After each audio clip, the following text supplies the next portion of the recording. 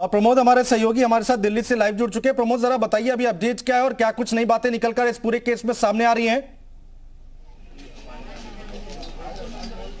देखिए, इस पूरे मामले में 2 दिन की पुलिस कस्टडी में जो साहिल है वो है और लगातार उससे पूछताछ की जा रही है। उसने बताया कि 3 साल से ये दोनों एक दूसरे को जानते थे और पिछले कुछ दिनों से जो पीड़िता है, मृतिका है, उसने बात करनी बंद कर दी थी और इसी से नाराज था। और साथ में अजय उर्फ जबरू, उसने उसे, जो कि दबंग किस्म का लड़का है, उसने काफ़ी ज़्यादा उसे धमकाया था और ये बोला था कि जो नाबालिग लड़की है इससे दूर रहे। और उसके बाद से ही कई बार उससे फ़ोन पे कॉल पे बात भी हुई थी और उसे बताया था कि बहुत ज़्यादा अपने आप को जो दिलेर समझता था, वो क्या हुआ तेरी चुप्पी, मतलब उसको उस तरीके से ताने कसते थे। जिसके बाद साहिल ने ये फैसला किया था कि वो उसे जान से मार देगा। और रविवार रात करीब 8:45 पर वो चाकू लेके आया था और चाकू लाने से उसे पता था कि यहाँ से जो है वो नाबालिग बच्ची वहाँ से जाएगी और इसी वक्त उसने उसे रोक कर उसके ऊपर वार करने शुरू कर दिए थे। जिसके बाद उसने चाकू फेंक दिया रास्ते में और बादली गया पहले, वहाँ से बस पकड़कर वो सीधा बुलंदशहर अपनी बुआ के घर चले गया था और जहाँ से पुलिस ने उसे गिरफ्तार किया। उसने ये भी बताया कि उसने जिस तरीके से कलावा पहना था, वो कलावा उसकी माँ चूँकि अक्सर बीमार रहती थी, इसीलिए उसने वो कलावा पहना था। और ये बात जो मृतिका है वो जानती थी कि उसका पूरा नाम साहिल खान है।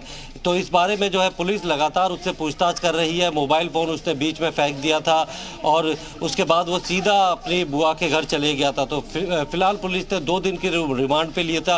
उससे पूरा जो जब ये सीक्वेंस हुआ था, जब ये वारदात को अंजाम दिया और उसके बाद वो कहाँ गया, उसके स्टेटमेंट लेने के बाद उसे वेरीफाई जो है वो पुलिस कर रही है। और इसके बाद अगर ज़रूरत पड़ेगी तो 2 दिन बाद उसकी और भी प्रमोद रहिए आप हमारे साथ। प्रमोद, आगे भी आपसे बातचीत जारी रखेंगे। साक्षी हत्याकांड में जैसे जैसे जांच आगे बढ़ रही है वैसे वैसे कई खुलासे हो रहे हैं। साक्षी मर्डर में लव ट्रायंगल का खुलासा हुआ है। साहिल ने पुलिस को पूछताछ में बताया है कि झबरू नाम के लड़के से साक्षी की दोस्ती थी और इसीलिए साक्षी साहिल से दूर हुई। जी मीडिया ने झबरू से इस पूरे मामले पर बातचीत की है। चलिए आपको सुनाते हैं इस लव ट्रायंगल पर झबरू ने क्या खुलासा किया है।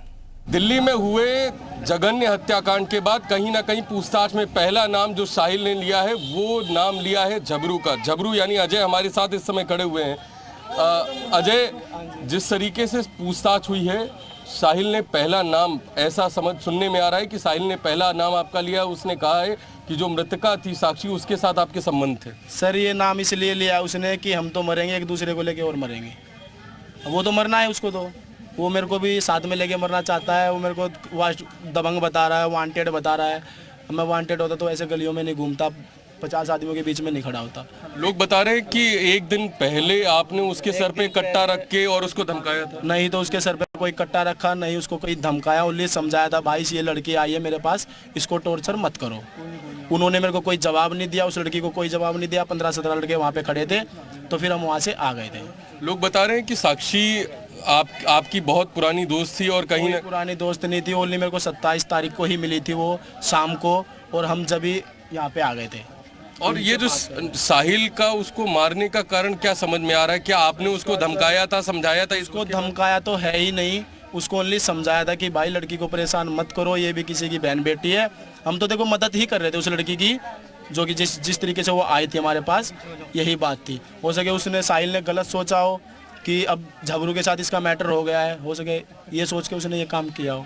क्या अभी पुलिस ने आपसे कोई पूछताछ की है? पुलिस आपको अभी कोई पूछताछ नहीं हुई किसी तरीके की? कोई किसी भी तरीके की। एक आखिरी सवाल है, क्या यहाँ पे जिस तरीके से एक बात बनी है कि आपके ऊपर कहीं ना कहीं दबंगई करने का, और जिस तरीके से वो आरोप लगा रहा था कि उसकी दोस्ती भी आपने खराब कराई, क्या कुछ ऐसा है? खराब तो दोस्ती किसी ने करा ही नहीं। मैं तो गया था और उसको बोला था कि भाई इसको टॉर्चर क्यों कर रहे हो आप, बस इतनी बात हुई थी। और हो सके उसी ने सोचा हो कि झबरू के साथ इस लड़की का कनेक्शन है, इसीलिए ये काम किया हो, ये बात थी बस। हमारे साथ बात करने के लिए अजय उर्फ झबरू थे, जिनका कहना है कि ये पूरा जो कांड हुआ वो कहीं ना कहीं सिर्फ इस वजह से हुआ क्योंकि मैंने उसे सिर्फ समझाया था और मेरा इसमें कोई लेना देना नहीं, उसका नाम लेना कहीं ना कहीं मुझे फंसाने की साजिश है। आदित्य प्रताप सिंह, जी मीडिया, दिल्ली।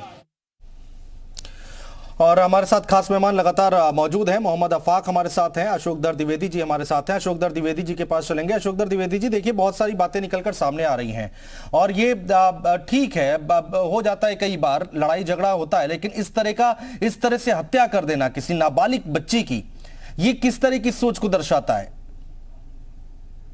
ये निश्चित रूप से उस अपराधी की मानसिकता को दर्शाता है।